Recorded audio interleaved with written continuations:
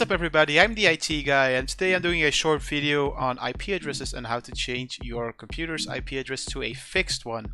Now I'm going to show you a little shortcut on how to do this because, you know, Microsoft likes to change things in Windows 10 every now and then, and this should work for any operating system. I do think even it will work for Windows XP, but you know, that's no longer relevant. Anyhow, let's get into it. First thing you need to do is open the run window. So how do you open the run window or the run prompt? You press the Windows key and the R key at the same time, and then this window should pop up. Now we're going to enter a command over here. It's called ncpa.cpl, and just press OK, and then this screen will appear. Now in this screen there might be multiple connections. You need to look for the Ethernet connection that is connected. If it's not connected, it should have a red cross over it. There might be other connections over there, like VPN connections or PPOE connections.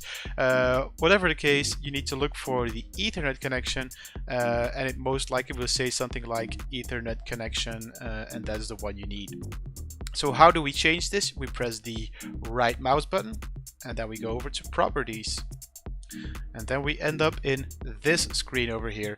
Now in this screen there are multiple options. We're going to change the IPv4 address because we're not going to change the IPv6 address, because that's a little bit more difficult, and it's much easier if you're in a local network to work with IPv4, in my honest opinion. So first of all, changing this option, you just select it and then you go over to Properties, and then you'll end up in this screen over here.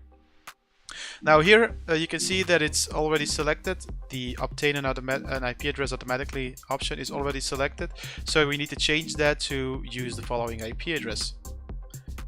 Now how do I know what information to put in over here? Well, that's very easy. You just open another run prompt, you type in cmd to open the command prompt window, and you go over to the ipconfig command and press enter.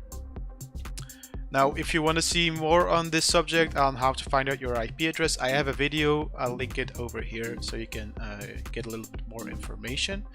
But for now, we're only going to need this bit over here. So we're only going to need the subnet.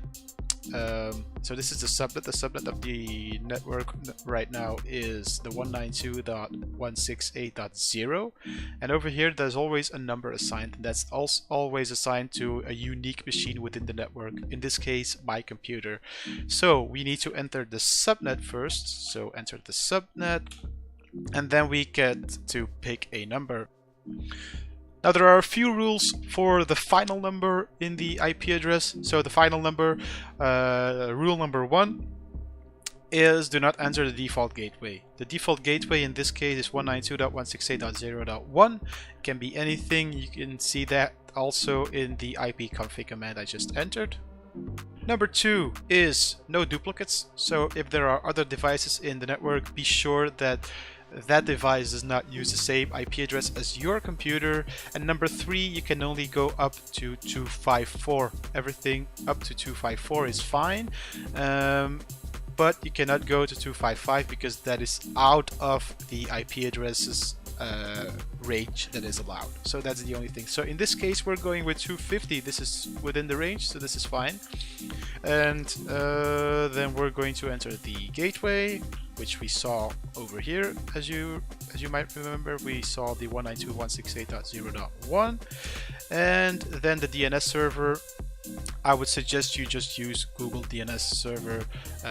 That is most likely to work. Your internet provider might have different IP addresses for the DNS servers, but the Google DNS servers are most likely to work anywhere in the world. So those are two DNS servers that definitely will work. The 8.8.8.8 and the 8.8.4.4 is the backup server. And then just press OK and close that, and then you can close that as well.